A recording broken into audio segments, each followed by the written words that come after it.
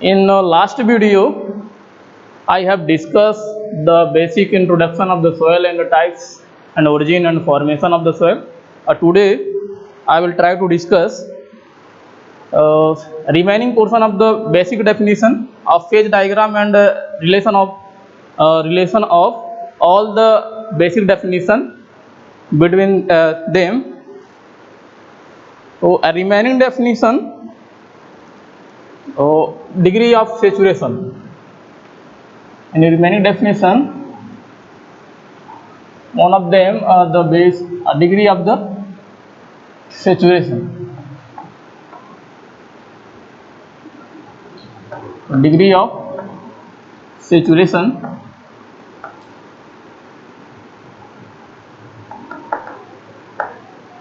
The basic definition of the degree of saturation I have discussed in the last video.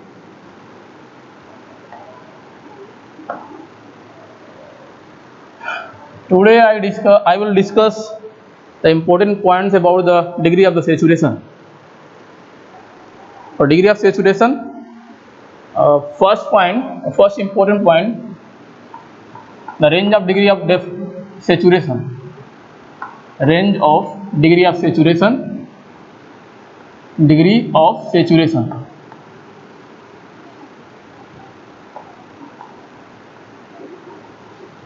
Degree of saturation is denoted by capital S or capital S suffix में R, greater than equals to 0 and less than equals to 1 or 100 or 1.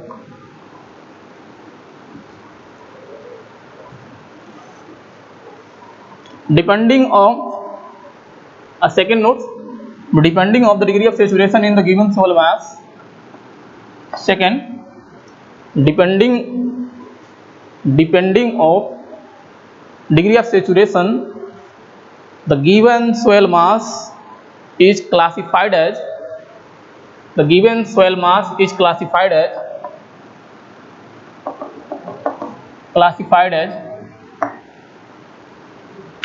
dry soil, humid soil, damp soil, a wet soil, and saturated soil.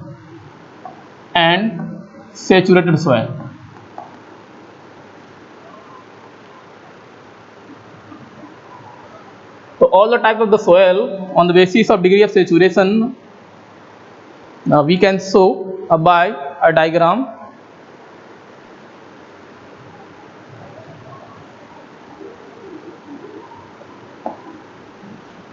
With respect to water content and degree of saturation.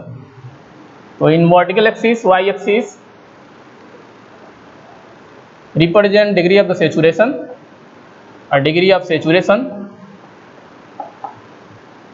and on x axis represent water content.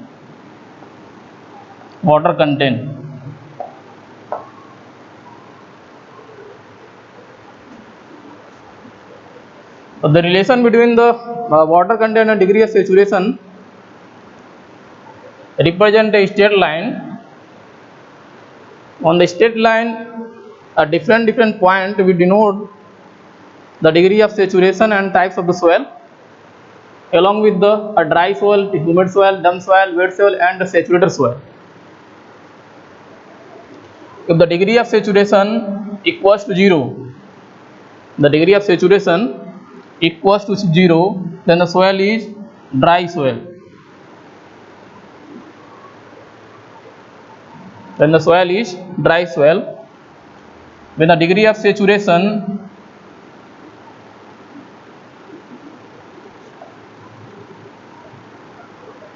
between 0 to 0.25, then the soil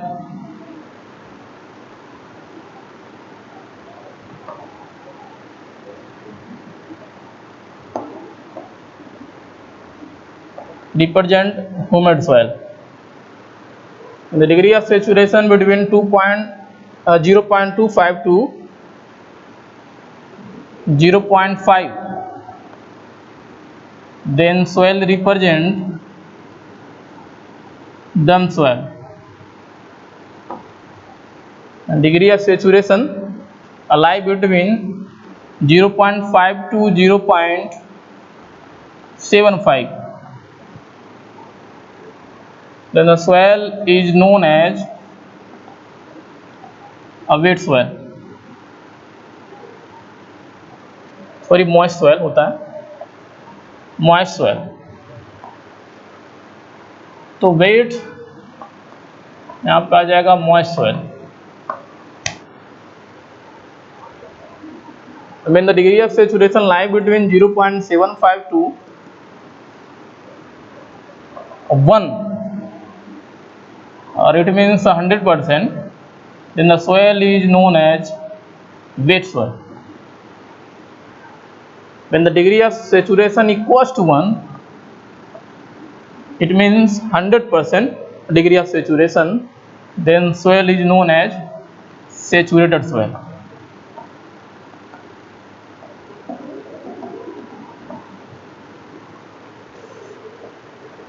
So on the basis of the degree of the saturation and water content, a soil can classify in different category, like as dry soil, humid soil, damp soil, wet soil, moist soil, and saturated soil.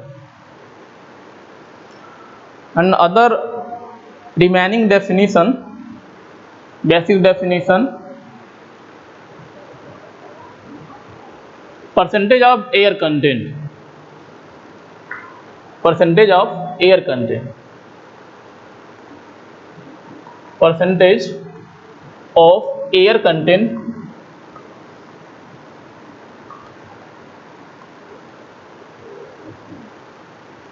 percentage of air content is denoted by small n suffix में a.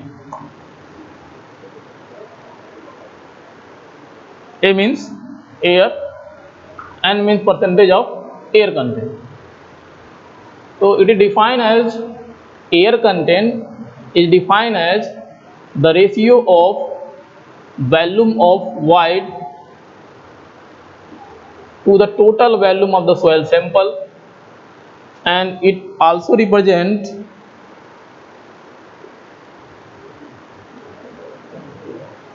or expressed in percentage, then multiply by 100.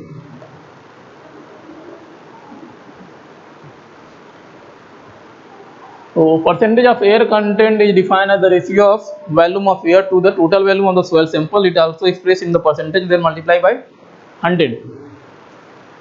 The basic indication of the percentage of air content is volume of air present in the soil sample with respect to the total volume of the soil sample.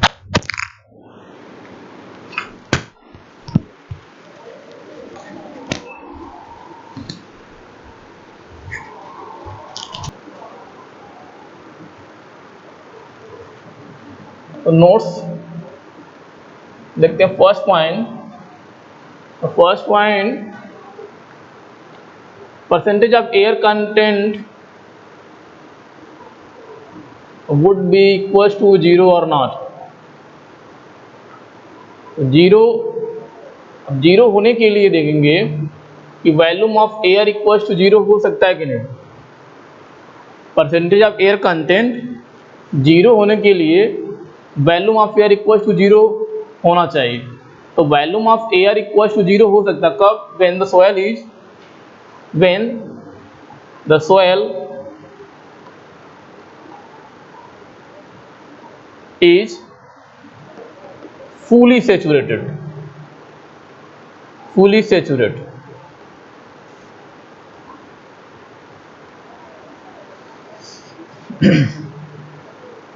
In case of fully saturated soil, the volume of void equals to 0. And then volume of void equals to 0, then percentage of air content also will become also 0. Second important point,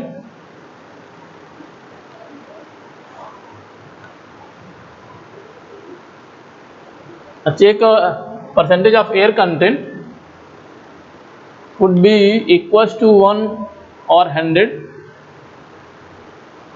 तो percentage of air content 100 या 1 होने के लिए volume of air equals to होना चाहिए total volume of the soil sample, but it is not possible for the soil. Volume of air equals to volume total volume soil sample, then soil is not exist.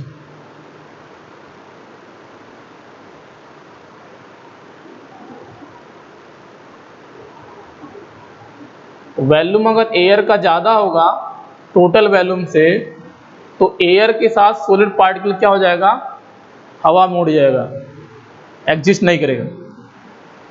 तो यह condition नहीं हो सकता है कभी भी, यानी percentage of air content should not be equals to 1.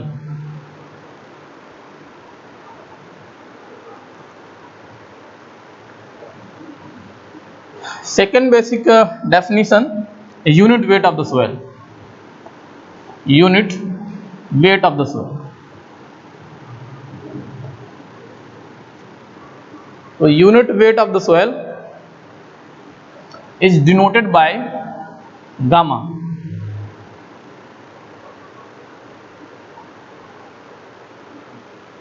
Is denoted by gamma.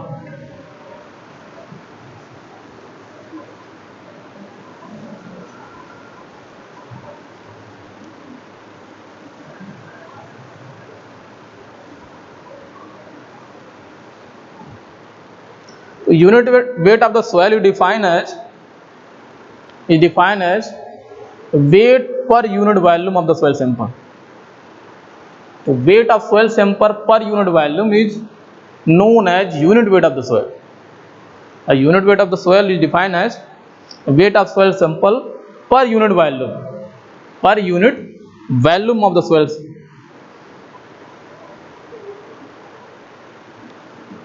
Here some basic difference between the mass density and unit weight. So mass density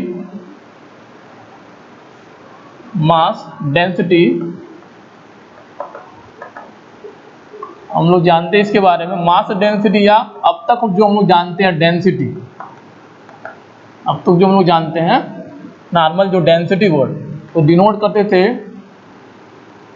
रो से. तो मास डेंसिटी इक्वल्स टू होता है mass per unit volume. Mass density या density equals to होता है mass per unit volume.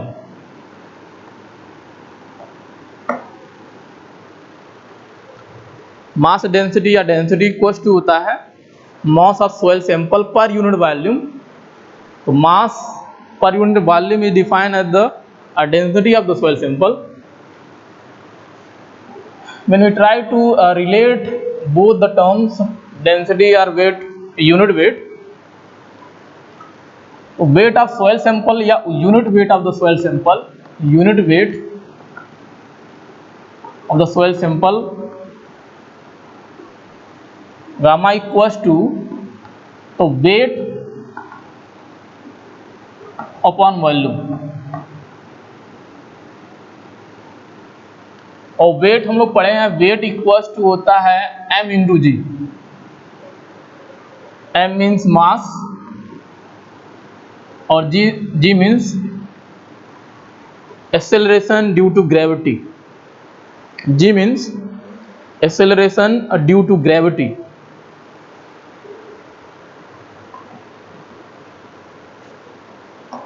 Acceleration due to gravity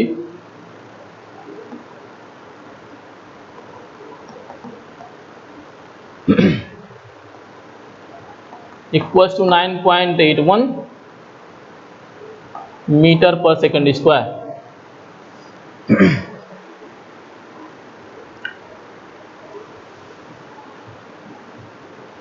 Therefore unit weight of the soil sample gamma equals to weight. Weight means mass into g. Weight means mass into g or divide by volume. तो V तो here V equals to total weight of soil sample, total weight of soil sample,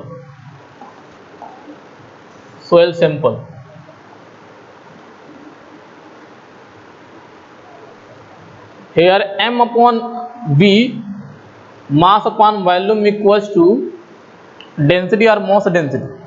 M upon V equals to a density or mass density, तो then gamma equals to mass density into G.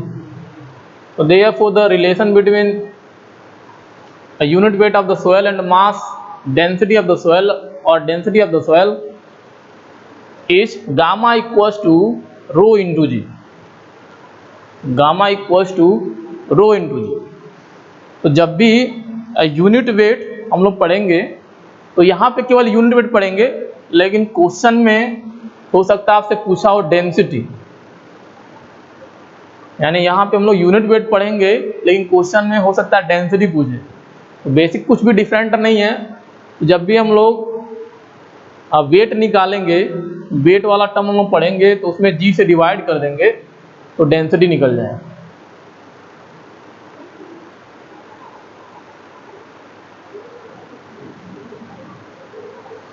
तो यह relation याद रखेंगे, केवल unit weight of the soil equals to होता है mass density into g, mass density into g. तो unit weight of the soil is further classified in the different definition. The first type of unit weight, bulk unit weight. The first types of unit weight, bulk unit weight, bulk unit weight.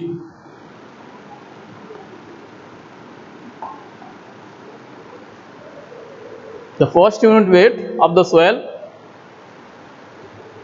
तो soil mechanics में unit weight आपका basic है। Unit wait मतलब यह है wait पर unit volume, लेकिन यहाँ पे जब भी हम लोग सोयल पढ़ेंगे, सोयल मैकेनिक्स या जो टेक्निकल इंजीनियरिंग, तो यूनिट वेट के डिफरेंट टर्म्स यूज होते हैं। तो उसके बारे में पढ़ रहे हैं यहाँ पे कि कौन कौन से यूनिट वेट होते हैं। तो फर्स्ट यूनिट वेट होता है आपका bulk unit weight, bulk unit weight.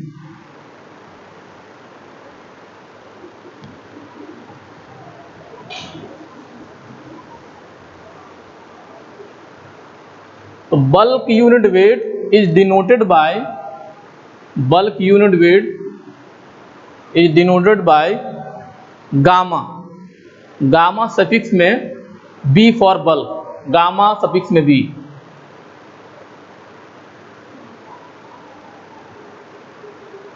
और गामा सफिक्स में T, T for total, T for total.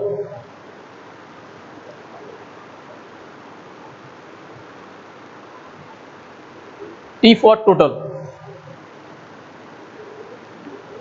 So it is defined as the ratio of, bulk unit weight is defined as the ratio of total weight of the soil sample, total weight of the soil sample to the total volume of the soil sample. So bulk unit weight equals to total weight of soil sample, so total weight of soil sample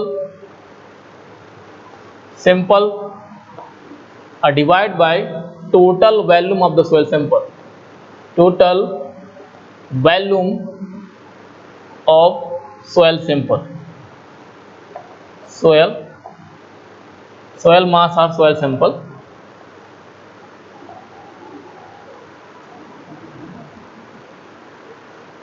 तो bulk unit weight में total word use करते हैं, इतना याद रखेंगे।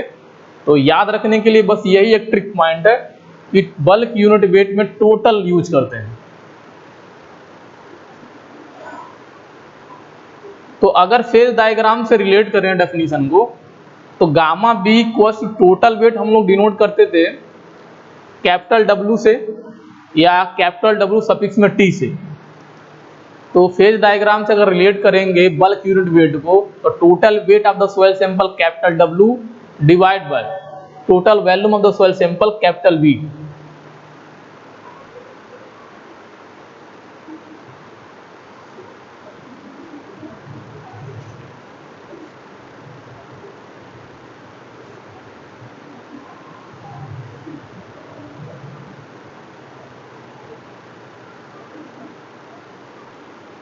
Unit देखेंगे क्या होता है यूनिट, तो वेट का यूनिट आपका न्यूटन, किलो न्यूटन।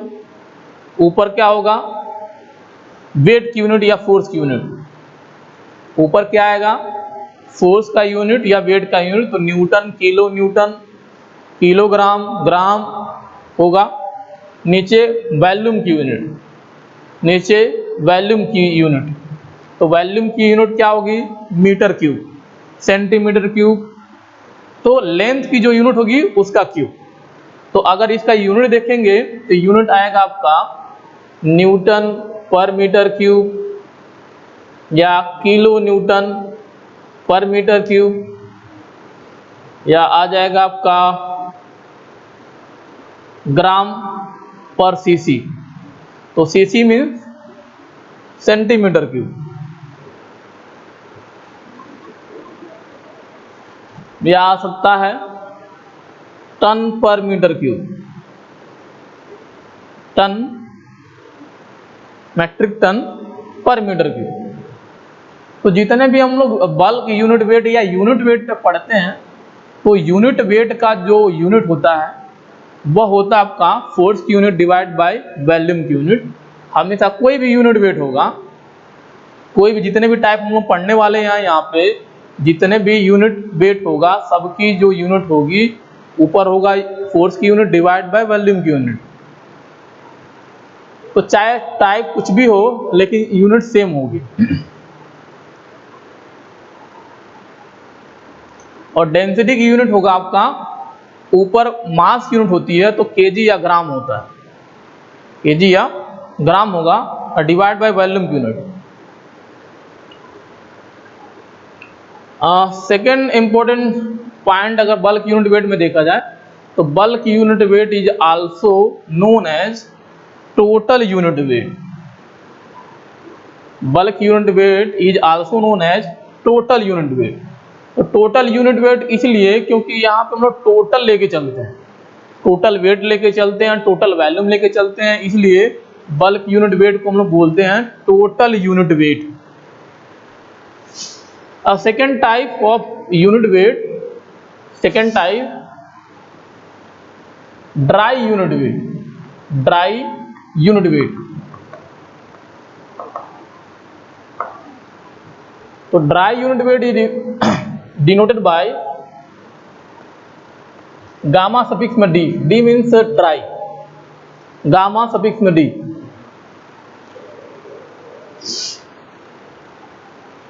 तो dry unit weight is denoted by gamma D. तो gamma D define as the ratio of weight of dry soil, the ratio of weight of dry soil, soil mass या sample ले सकते हैं, to total volume of soil mass. जितने भी definition है, जितने भी टाइप है यूनिट वेट का, नीचे टोटल वॉल्यूम ऑफ सोयल मास आता है। याद रखेंगे, जितने भी टाइप्स यूनिट वेट के हम लोग पढ़ेंगे सब में टोटल वॉल्यूम ऑफ सोयल मास आएगा। केवल एक डेफिनेशन होता है यूनिट वेट का जिसमें टोटल नहीं आता, वो हम लोग पढ़ेंगे कौन सा टर्म्स होता है। तो जितने भी टाइप्स होंगे सब में टोटल नीचे क्या आता है, total volume of the soil mass. ऊपर का टर्म क्या होगा, यह डिपेंड करता है कि कौन सा हम लोग यूनिट वेट पढ़ रहे हैं। तो ड्राई हो जाए। अब इस फार्मूले को फेज डायग्राम से रिलेट करेंगे। तो फेज डायग्राम से अगर रिलेट करेंगे तो dry unit weight equals to weight of dry soil sample divide by total volume. तो टोटल वैल्यूम तो पता है कैपिटल बी से डिनोट करते हैं, और टोटल वैल्यूम इक्वल्स टू होता है volume of air plus volume of water plus volume of solid, ये हमें पता है।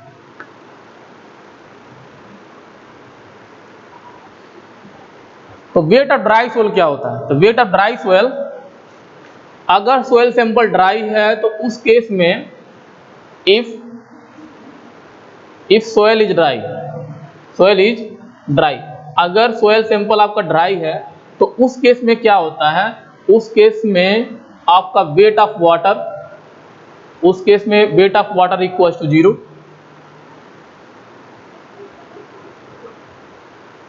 अगर सोयल ड्राई है इसका मतलब वेट ऑफ वाटर क्या होगा, 0 होगा, वाटर नहीं होगा। जब वाटर है ही नहीं तो वैल्यूम भी नहीं होगा, तो ये भी 0। तो इतना रखेंगे, ड्राई सोयल के लिए दोनों कंडीशन क्या होता है, 0। अब अगर टोटल हम वेट देखें हम लोग, तो अगर कोई सोयल ड्राई है इसका मतलब यह है कि ड्राई वेट हम लोग निकालेंगे सोयल सैंपल के लिए। Dry weight of soil sample क्या है, gamma WD, dry wait of the soil sample, dry weight of soil. तो ये आपका निकल के आएगा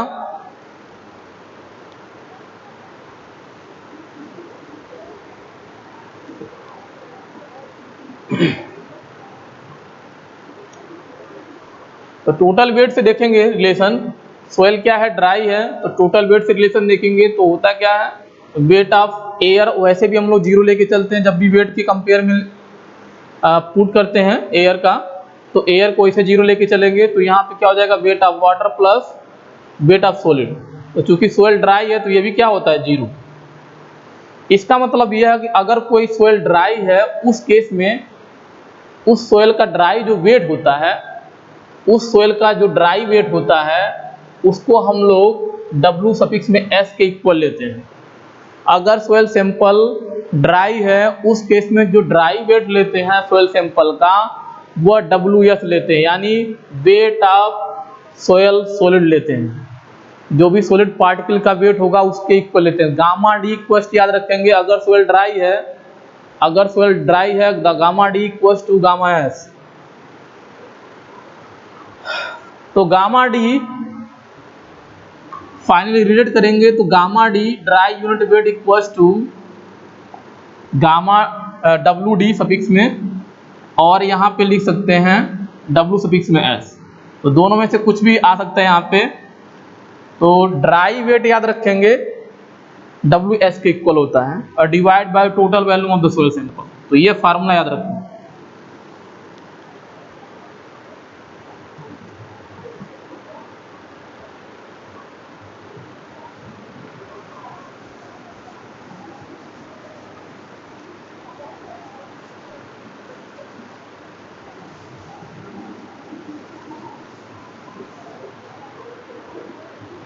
Next types of unit weight, a third definition, saturated unit weight।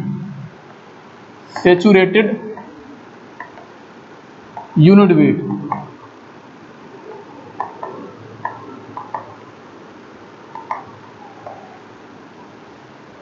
तो saturated unit weight is denoted by gamma suffix में saturated SAT,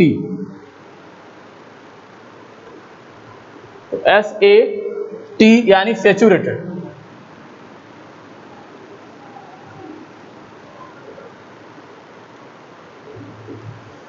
तो saturated unit weight define as ratio of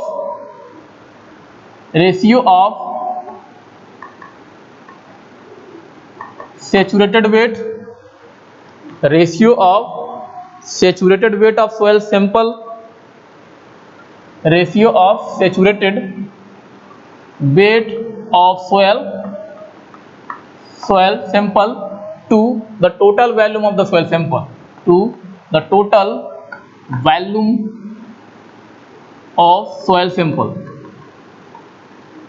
soil mass or soil sample, same thing।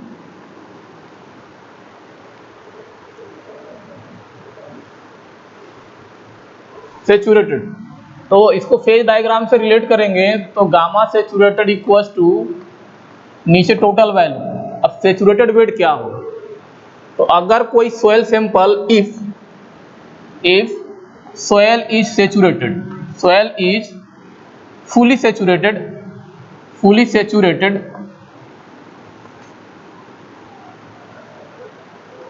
केवल word saturated से हम लोग fully assume नहीं कर सकते। केवल वर्ड अगर यूज हुआ है सेचुरेटेड, इसका मतलब यह फुली नहीं है। तो सेचुरेटेड का अगर वर्ड केवल यूज किया है तो सेंटेंस को पकड़ना पड़ेगा कि सेंटेंस में क्या है, सेंटेंस कहना क्या चाहता है। सेंटेंस यह इंडिकेट कर रहा है कि सोयल फुली है कि पार्शियली है। अगर केवल वर्ड यूज हुआ है saturated, it means a soil is partially saturated soil simple. बहुत इंपॉर्टेंट है ये पॉइंट, न्यूमेरिकल में इसको पकड़ना होगा। तो फुली सेचुरेटेड अगर कोई सोयल सैंपल है तो उस केस में हम देख रहे हैं क्या कंडीशन होता है। अगर फुली सेचुरेटेड सोयल सैंपल है तो weight of air already zero हम लोग लेके चलते हैं और वैल्यूम ऑफ एयर जीरो होता है। मैं बताया था कि अगर सोयल सैंपल है उसको वाटर के अंदर डिप करेंगे तो एयर जो होगा बबल के फॉर्म में बाहर निकल जाता है, तो उस केस में जो एयर वाला टर्म्स होता है वो जीरो रखते हैं। तो हमें तो यहाँ निकालना सेचुरेटेड वेट। तो अगर वेट टोटल वेट देखें तो हम लोग क्या लिखते हैं, टोटल वेट लिखते हैं अब wait of water plus weight of solid. अब ये सोयल क्या है, सेचुरेटेड है, तो सेचुरेटेड वेट निकालेंगे तो सेचुरेटेड वेट में क्या होता है, वेट ऑफ वाटर होगा और सॉलिड कभी भी जीरो नहीं होता है। तो सेचुरेटेड वेट कभी भी किसी सोयल सैंपल के लिए निकालेंगे तो ये टोटल वेट के इक्वल आएगा, लेकिन वैल्यूम ऑफ एयर जीरो होगा उसके से, वैल्यूम ऑफ एयर जीरो होगा। अगर कोई सोयल सैंपल सेचुरेटेड है तो ऊपर क्या लेते हैं, सेचुरेटेड वेट। तो सेचुरेटेड वेट टोटल वेट के इक्वल ही आएगा, लेकिन याद रखेंगे कि सोयल का कंडीशन क्या है, सेचुरेटेड है। तो फाइनली फार्मूला इसका लिखेंगे तो क्या आ जाएगा, टोटल वेट, या यहाँ पे लिखेंगे सेचुरेटेड वेट। तो इसमें याद क्या रखना, बहुत सिंपल याद रखना। मैं बताया था कि यूनिट वेट में नीचे जो आता है डिनोमिनेटर उसमें टोटल वैल्यूम आता है, और कौन सा यूनिट वेट है यह बताएगा कि ऊपर क्या आना है। तो ड्राई में ऊपर ड्राई वेट आता है और सेचुरेटेड में सेचुरेटेड वेट। और नेक्स्ट टाइप देखते हैं submerge unit weight. Next type submerge unit weight. तो type number 4 submerge unit weight.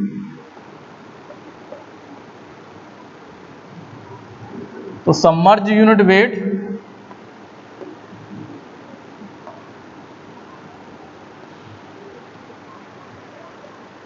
और बायोंट यूनिट वेट बोलते हैं।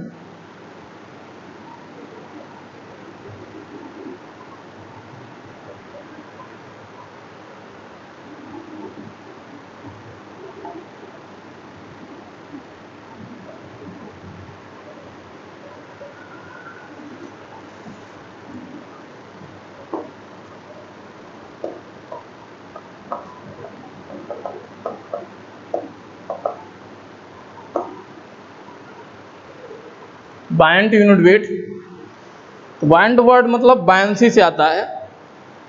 तो बायंसी वर्ड हम लोग वहाँ यूज करते हैं जब भी कोई बॉडी या मटेरियल हम लोग सोयल के अंदर वाटर के अंदर डिप करते हैं। तो बायंसी कहाँ फोर्स लगता है, जब भी किसी मटेरियल या बॉडी को हम लोग वाटर के अंदर इमर्स करते हैं, डिप करते हैं, तो वाटर क्या होता है उस बॉडी के ऊपर, मटेरियल के ऊपर अपवर्ड डायरेक्शन में फोर्स लगाता है। उस फोर्स को हम लोग बोलते हैं बायंस फोर्स। तो सबमर्ज यूनिट वेट को हम लोग बायंट यूनिट वेट भी बोलते हैं। तो यहाँ पे बायंट वर्ड यूज करने का रीजन ये है कि जब भी हम लोग सोयल को सबमर्ज बनाने जाएंगे तो वहाँ पे यह एक्टिव हो जाता है, यह एक्ट करने लगेगा। तो डेफिनेशन क्या होता है, इसको हम लोग डिनोट करते हैं submerged unit weight is denoted by gamma dash और गामा सफिक्स में SUB लिखते हैं। तो बहुत सिंपल है इसका रिप्रेजेंटेशन। तो सबमर्ज यूनिट वेट या बैंड यूनिट वेट को हम लोग डिनोट करते हैं गामा डैश से या गामा सबमर्ज। तो डिफाइन करने के लिए बहुत सिंपल है। तो डेफिनेशन में हमेशा याद रखेंगे, it is define as the ratio of submerge weight of the soil sample to the total volume of the soil sample. मैं बताया था कि बहुत सिंपल है, जितने भी टाइप्स हैं सब में टोटल जो नीचे वाला टर्म्स आता है टोटल वॉल्यूम आता है, और ऊपर क्या आएगा न्यूमरेटर क्या आता है, ये डिपेंड करता है कौन सा type of the unit weight है। तो जिस टाइप का यूनिट वेट होगा ऊपर उसी का वेट आएगा। तो नीचे टोटल वॉल्यूम आएगा और ऊपर क्या आएगा, submerge weight of soil sample, submerge weight of the soil sample.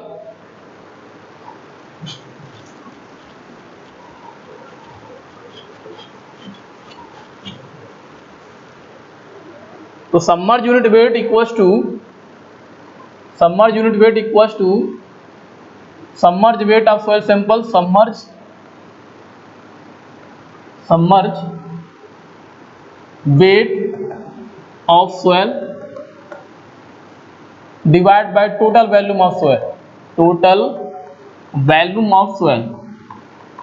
तो सोइल मास या सैंपल वर्ड यूज करते रहेंगे, पूरी सोइल सैंपल की बात हो रही है। तो फेज डायग्राम से अगर रिलेट करेंगे यहाँ पे भी फेज डायग्राम से, तो ऊपर सबमर्ज वेट पता नहीं क्या होता है, अभी नहीं आइडिया है सबमर्ज वेट क्या होता है, नहीं आइडिया, लेकिन टोटल वॉल्यूम को हम लोग कैपिटल V से डिनोट करते हैं। सबमर्ज वेट होता क्या है, तो जब भी किसी सोइल सैंपल को हम लोग वाटर टेबल के नीचे, वाटर के अंदर या ग्राउंड जो भी ग्राउंड का लेयर होता है तो वाटर टेबल भी होता है, तो जब भी किसी सोइल सैंपल को हम लोग ग्राउंड वाटर टेबल के नीचे डिप करते हैं या इमर्स करते हैं, अंदर डुबोते हैं, तो वाटर जो है पहले से वहाँ पे वाटर क्या होता है, अपवर्ड डायरेक्शन में फोर्स लगाएगा। ये सपोज करिए ये आपका वाटर है और इसके अंदर हम लोग V वॉल्यूम का सोइल लिए ऊपर और इसको इसके अंदर डाल रहे हैं। तो इसके अंदर डालेंगे हम लोग V वॉल्यूम का सोइल। तो जैसे ही इसके अंदर डालेंगे तो पहले तो क्या होगा, ये नीचे जाएगा और ये सैचुरेटेड बन जाएगा, तो गामा सैचुरेटेड हो गया। V वॉल्यूम का सोइल लिए वाटर के अंदर क्या किए, डिप किए। ऐसे डिप करेंगे तो पहले क्या होगा, ये सैचुरेटेड होगा।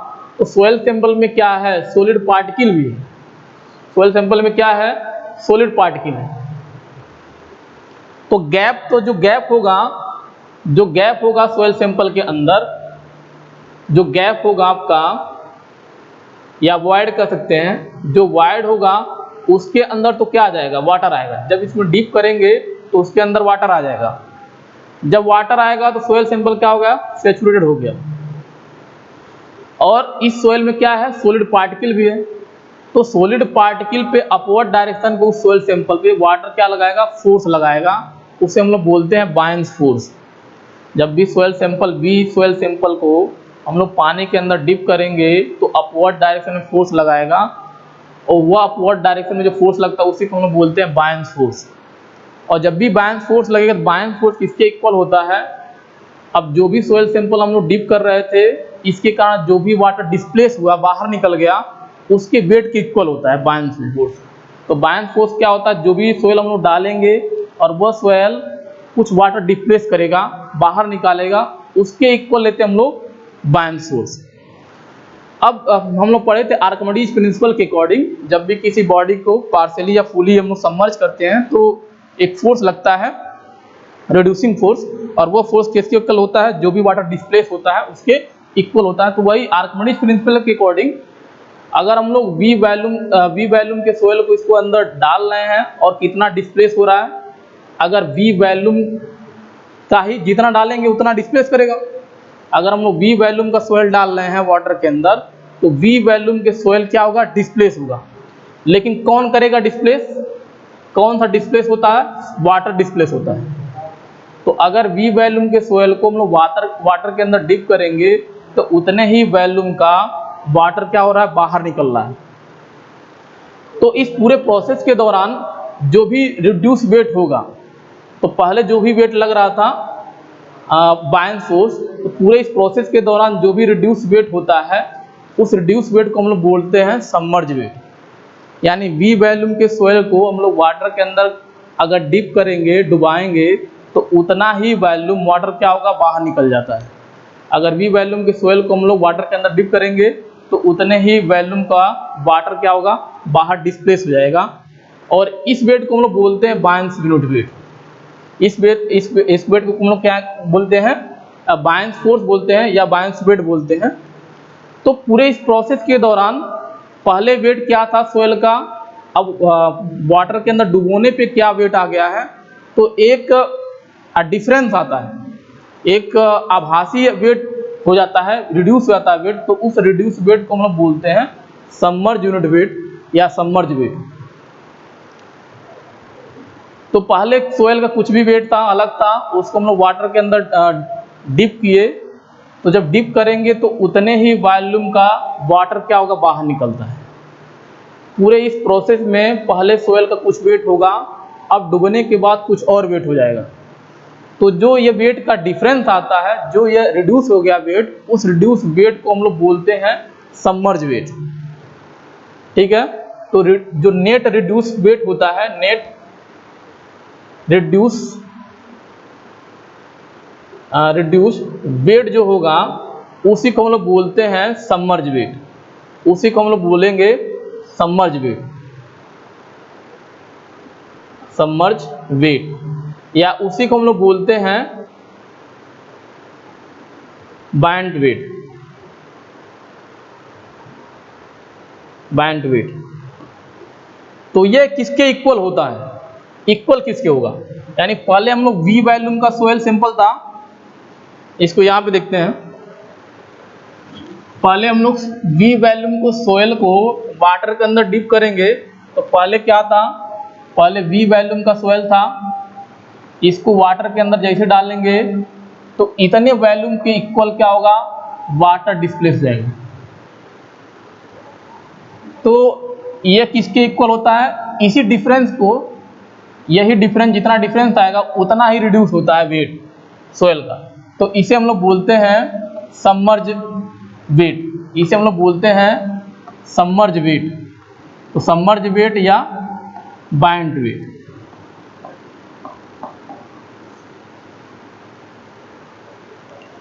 अब अगर डेफिनेशन के अकॉर्डिंग जाएं तो सबमर्ज यूनिट वेट या बायन्ट यूनिट वेट क्या होता है?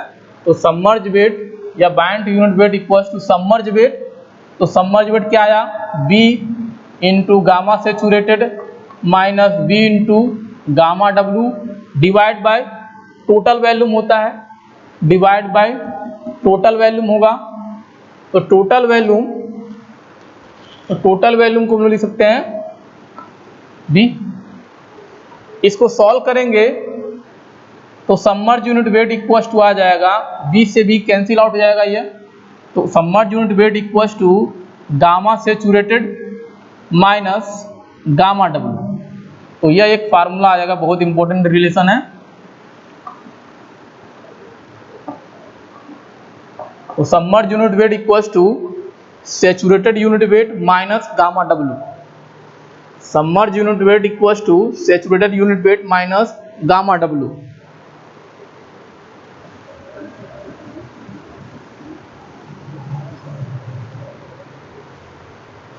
तो गामा सेचुरेटेड ये तो हम लोग पढ़ चुके हैं, गामा W नहीं पता है।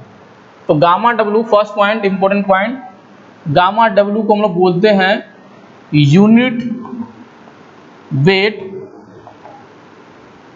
Wait of water. तो प्योर वाटर यानी कोई सिंपल केवल वाटर ही है, अगर मीडियम केवल वाटर है तो उसके लिए गामा क्या होता है? उसकी वैल्यू होता है गामा W। उसको हम लोग डिनोट करते हैं गामा W से। तो गामा W की यूनिट भी सेम होगी, जितने भी यूनिट वेट होते हैं उसकी यूनिट के इक्वल होगा। तो वाटर के लिए हम लोग जैसे मास डेंसिटी पता होता है, ऐसे वाटर के लिए अगर मास डेंसिटी हम लोग पता था 10⁻³ kg/m³ कांस्टेंट होता है।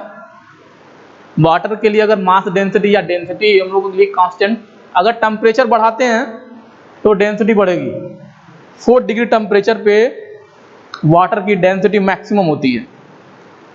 तो अगर टेम्परेचर आपका कांस्टेंट है तो उस केस में जितने भी W टर्म्स है उसकी वैल्यू क्या होगी, कांस्टेंट आएगी।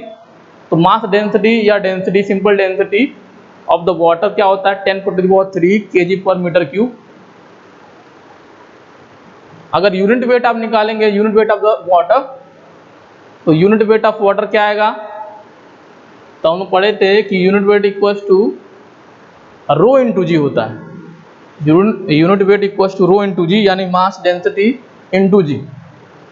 तो इसी बेसिक फार्मूला का अप्लाई करके बहुत सारे वैल्यू यहाँ पे यूनिट वेट ऑफ वाटर का होता है, तो वो वैल्यू याद रखेंगे डायरेक्ट।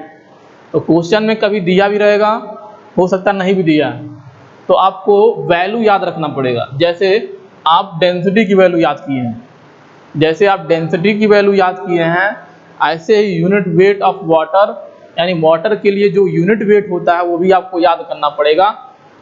अगर डेंसिटी याद है तब भी आप वैल्यू निकाल सकते हैं रिलेशन से, रो इंटू जी से, यूनिट वेट का।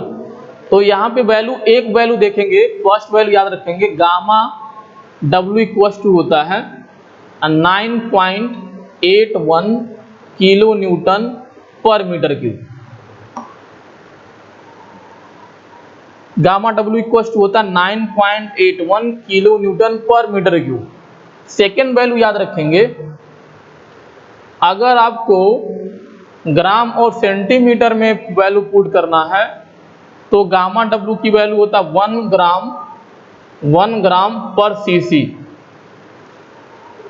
अगर आपको गामा की वैल्यू टन में पुट करना है, टन में चाहिए, तो गामा W इक्वल्स टू होता है 1 टन पर मीटर क्यूब। तो ये तीन वैल्यू आपको याद रखना पड़ेगा और ये न्यूमेरिकल में यूज करना पड़ेगा।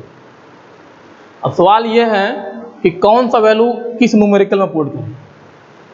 तो यह डिपेंड करता है कि जो भी रिमेनिंग टर्म्स दिए हैं उस न्यूमेरिकल में, उस टर्म्स में क्या यूज हुआ है। अगर किलो न्यूटन आपको दिख रहा है उस न्यूमेरिकल में, तो किलो न्यूटन वाली वैल्यू पुट करेंगे, और अगर ग्राम में वैल्यू दिख रहा है तो ग्राम वाली वैल्यू पुट करेंगे, और अगर टन दिख रहा है तो टन वाली वैल्यू पुट करेंगे। तो ये याद रखेंगे, तीन वैल्यू होता है। आज के लिए इतना ही।